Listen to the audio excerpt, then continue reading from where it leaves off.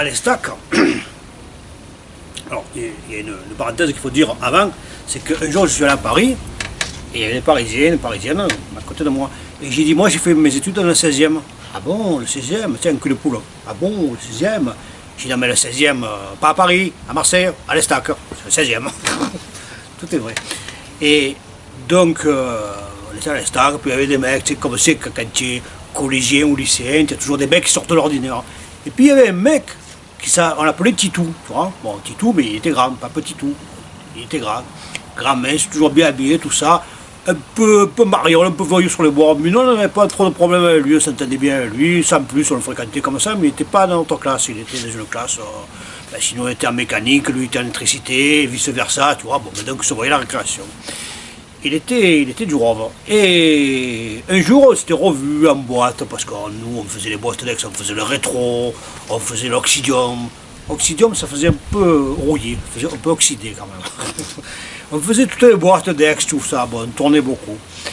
Et donc, on va dire longtemps après, parce que bon, tout est relatif, hein, longtemps après, quelques années après, la fameuse période, je dis que, période où tu commences à avoir des sous, que tu as fini l'armée, que tu travailles, période où tu es un peu plus libre quand tu es un congé, ça va de soi. Et là, tu bringues. Autant, avec mes parents, moi j'ai jamais bu une goutte d'alcool, sauf le champagne au 31 décembre, que quand j'étais avec mes amis, IES ou IE, voilà, il n'y avait plus de limite. Et donc il y a eu une période, en février 79, là, qui a duré assez longtemps. Ça a duré tout le mois de février, février 79. Et on était au bar tabac, et puis, tu sais, bon, ben, comme il a dit Jean-Pierre tout à l'heure, l'alcool est dedans, on était au bar tabac, c'est toujours pareil, quoi. On explique des trucs, si t'as pas été filmé, tu peux pas dire que ça n'existe pas. Alors on fumait, on écrasait les cigarettes par terre, il y avait 3 mètres de cigarettes par terre, on buvait un pastis, on fumait 4 cigarettes, on jetait les paquets pleins, bon, enfin, ça existait, ça aussi. Pas dire que c'était mieux, mais on a une belle jeunesse, hein. C'est quand même mieux que de faire en 14-18, hein. Bon. Et du coup, il y a Paul qui dit, oh, on monte à Seigne-les-Alpes.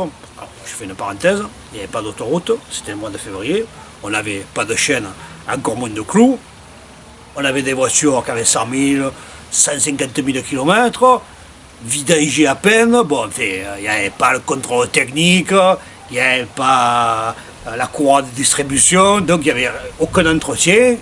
Elles étaient lavées. Après être lavées, elles étaient lavées à la peau de chameau et tout. Mais l'intérieur, c'est comme les mecs, ça, ou les femmes, bon, l'extérieur ça va, mais l'intérieur, il y a du boulot. Bon. Et alors, Paul dit, ouais, pourquoi pas? C'est les Alpes, parenthèse, je crois qu'il y a 250 à 300 km, c'est presque si tu montais à Lyon, tout en virage, en neige, en verglas, certainement, bon, on ne pouvait pas ça. Ouais, on y va. Parce que j'ai un copain, là, Titou, justement, il a ouvert une boîte de nuit avec son frère. Il faut dire que c'était un lundi soir, vacances de février. Bon, nous on était en vacances parce qu'on avait posé des jours. Et on prend des voitures. Alors, Alfa Romeo, R16 TX, bon, on monte, bon, il y avait le fusil Big Boss, il y avait Paul, il y avait Denise, la future femme de Claychard, bon, il y avait une équipe de rigolotes et de rigolos, on va dire. Bon. Et on monte. Et on s'arrête. Mais c'est con que Jean-Pierre, à cette époque-là, bon, c'était un jeune marié, donc bon, il y a une période où il était un peu sérieux, là.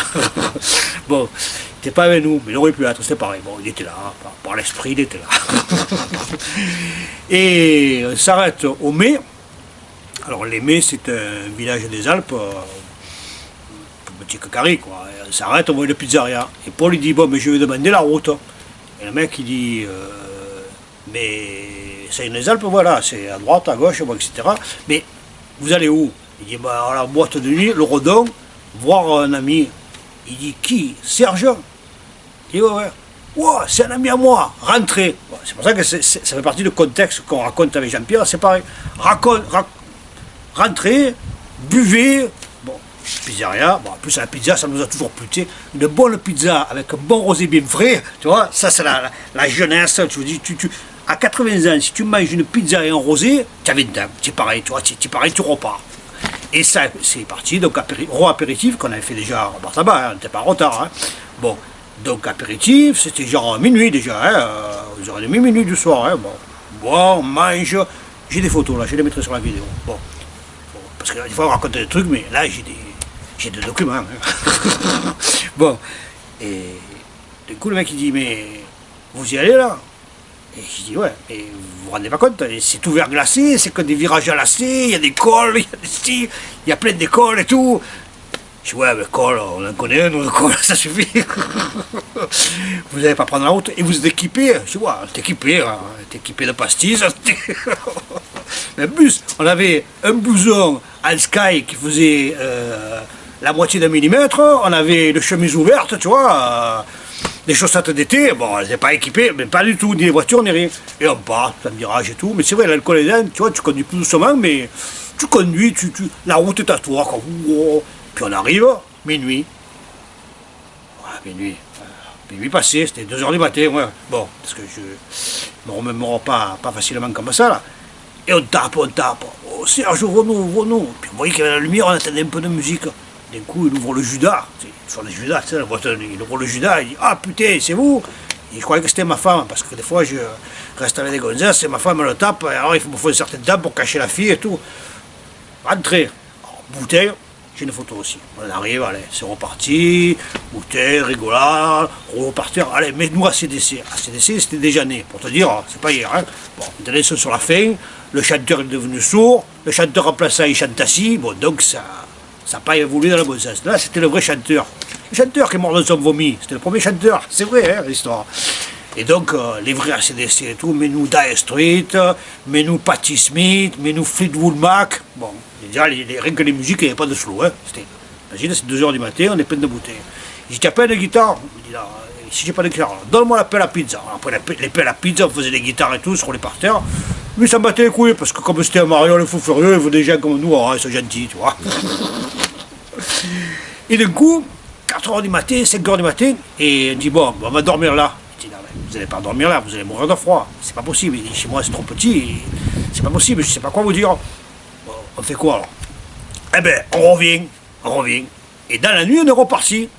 Alors nous, on était 3 avec la rasseuse blanche que j'avais.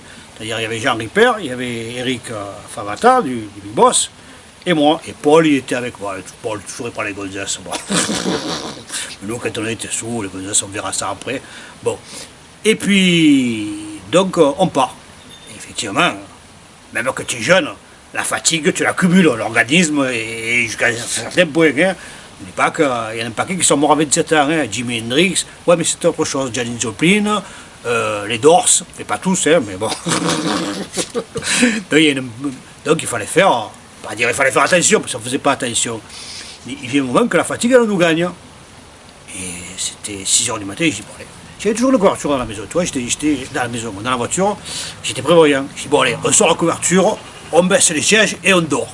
Les flocons comme ça qui tombaient, le verglas, des bonhommes de neige partout. Bon, on dort.